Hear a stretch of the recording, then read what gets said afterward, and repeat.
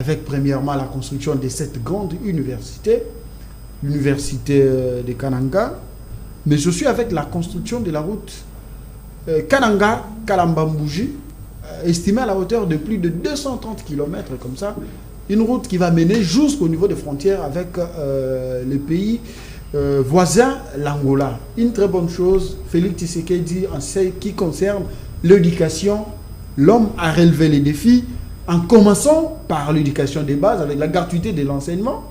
Il va mollo. Aujourd'hui, j'ai suivi quelqu'un qui a d'ailleurs témoigné, qui a dit Félix Tshisekedi a trouvé 3 universités et aujourd'hui, grâce à son leadership, le pays en compte 20 universités retapées, construites et puis réhabilitées. Un export en 7 ans. Merci beaucoup, cher Chris. Merci. Vous avez peint un très bon tableau par rapport à la vision du chef. Tout ce qu'il faut savoir, c'est que Félix Tshisekedi est un Congolais. Est un Congolais et donc il est venu pour essayer de réparer tout ce qui nous avait été, tout ce qu'on nous avait soumis les années passées. N'oubliez pas, nous étions en train de vivre un régime d'occupation ici dans ce pays. Pendant plus de 18 ans, il fallait casser le rêve de l'enfant congolais. Il fallait briser, il fallait, je vais dire comment, moudre, si je dois dire, utiliser des mots comme ça, le rêve de l'enfant congolais. L'enfant congolais n'avait pas droit à l'école primaire. L'enfant congolais ne devait donc pas avoir droit à l'école secondaire comme aux universités. Pendant plus de 20 ans, nous avons vécu dans cette ville, dans ce pays. Vous avez vu comment est-ce que la guerre d'occupation devait faire qu'il fallait abrutir les Congolais.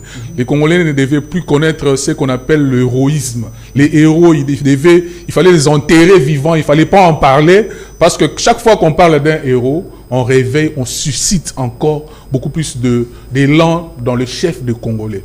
Et quand le chef de l'État, Félix Tshisekedi, quand il arrive, il décide de réécrire l'histoire de l'enfant congolais. Il décide de donner un autre paradigme désormais à l'enfant congolais. Le rêve congolais renaît, et avec lui, comme les rêves congolais renaît, il investit dans l'éducation, il investit dans l'enseignement, et les preuves sont là. Juste à l'aube de son investiture, il décide que l'enseignement primaire devait être gratuit. Et je me suis toujours dit, quand il l'avait décidé, il suffisait d'attendre encore 6 mois après, la guerre d'Ukraine s'était révélée, la crise internationale s'était lancée. S'il ne l'avait jamais décidé, certainement ça allait encore prendre du temps. Mais parce qu'il avait décidé et il a tenu à sa parole, vous avez vu que cette gratuité de l'enseignement a commencé tant bien que mal. Les gens l'ont fustigé de toutes les manières. Aujourd'hui, elle est assise, elle s'est imposée.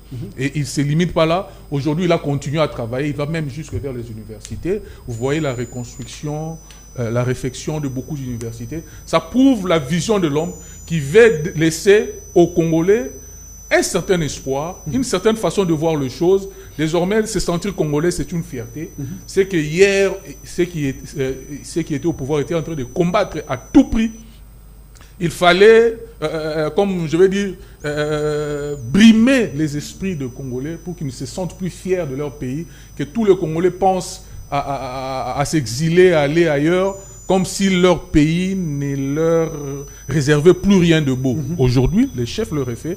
Salutations à lui, coup de chapeau à lui. J'ai toujours dit, je ne le redirai jamais assez, pour moi, le chef de l'État a fait un grand travail de remettre le pays sur le rail, surtout en investissant beaucoup dans l'éducation, parce que c'est ça l'espoir de lendemain. Aujourd'hui, si la gratuité de l'enseignement est là, les universités sont refaites, et donc chapeau bas au chef de l'État. La génération 2000, une génération sacrifiée, c'est pas moi qui le dis.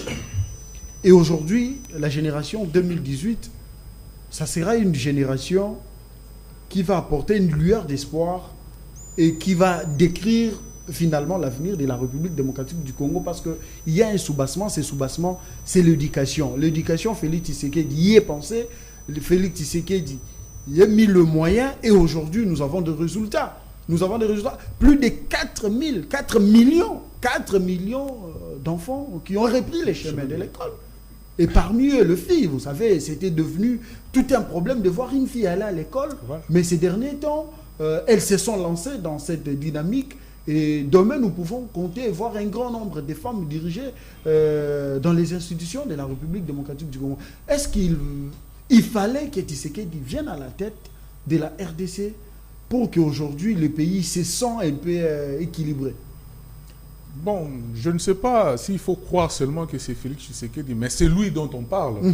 Mais tout enfant congolais né, dans lequel le sang qui coule est vraiment congolais, aurait eu aussi certainement ces réflexes, mais nous savons que les gens sont différents selon leur appartenance et leur origine.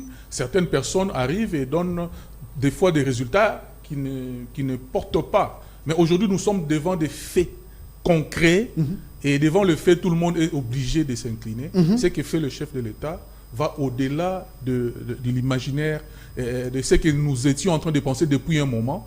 Voyez-vous, cher Christ, circuler dans nos rues de Kinshasa, vous verrez que le Koulouna n'ont pas plus de 25 ans, n'ont pas plus de 30 ans. Ce sont des jeunes gens de 16 ans, 17 ans. Dites-vous maintenant, ils sont nés en quelle année? Et ces années-là, quand ils sont nés, on ne leur a pas offert... On a fait allusion à la génération 2000. On ne leur a pas offert l'opportunité de toucher les stylos, on leur a plutôt donné la machette. Et donc, depuis, ils n'ont su que se servir de la machette. Mais aujourd'hui, les enfants reprennent le chemin de l'école, et de plus en plus, quand les enfants reprennent le chemin de l'école, de moins en moins, ils ont le regard vers toute forme de banditisme, toute forme d'anti-valeur qui dérange. On continue à brosser ces tableaux. Rachidi, vous avez la